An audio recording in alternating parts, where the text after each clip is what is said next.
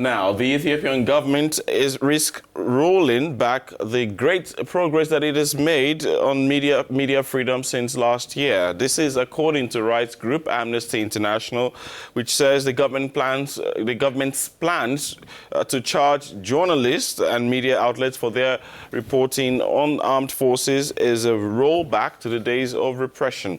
By the end of the year 2018, not a single journalist remain behind bars in Ethiopia, according to the Committee to Protect Journalists. And in the year 2019, this current year, Ethiopia has leapt 40 places up the World Press Freedom Index. 5 hauts responsables éthiopiens, dont le chef d'état-major de l'armée et le président de la région Amhara, ont été tués dans 2 attaques séparées à Bahir Dar et à Addis Abeba en juin dernier. Les autorités ont annoncé l'arrestation de 250 suspects la semaine qui a suivi ces attaques, qualifiées de coup d'État contre les autorités régionales Amhara. Selon l'ONG, les autorités utilisent maintenant l'excuse de ces récents assassinats pour arrêter des opposants n'ayant aucun lien avec ces événements. Pour l'heure, le gouvernement éthiopien n'a pas réagi à ces accusations. With us now is a researcher with Amnesty International, Fiseha Teko. Fiseha is with us, joins us from Nairobi this morning. Can we first welcome you? Thank you very much for joining us, Fiseha. Can we say Ethiopia has already gone back to square one as far as press freedom is concerned? No, but there are indicators because the arrests are targeting journalists and also people who have expressed their opinion about their measures and policies on human rights in the current government. This is just a precursor that the press freedom and democracy is at risk in Ethiopia despite their gains in the last 1 year. Press freedom and freedom of association is at risk in Ethiopia despite the gains in the last 1 year. One would say Prime Minister Abiy Ahmed is in a tight corner given the security circumstances in Ethiopia. Isn't this a tough decision for him?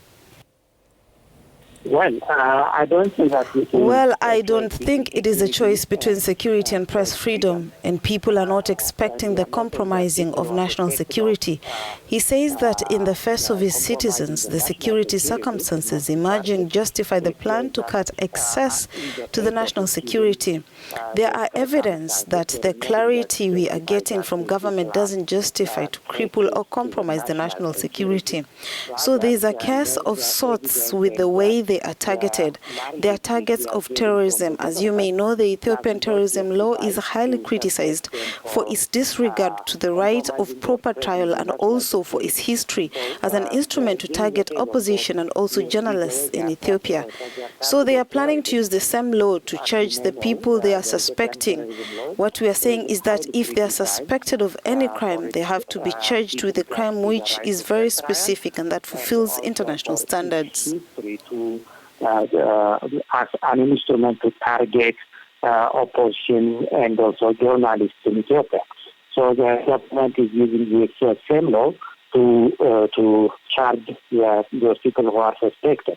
So what we are saying that if they are suspected of any crime, they have to be charged of a crime which is very specific and that fulfills international standards.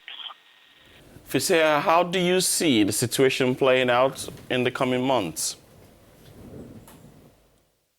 It's hard to speculate. Well, it is hard to speculate, but we are still hopeful that the government will continue its commitment to respect and promote human rights in the country with the promise to reform.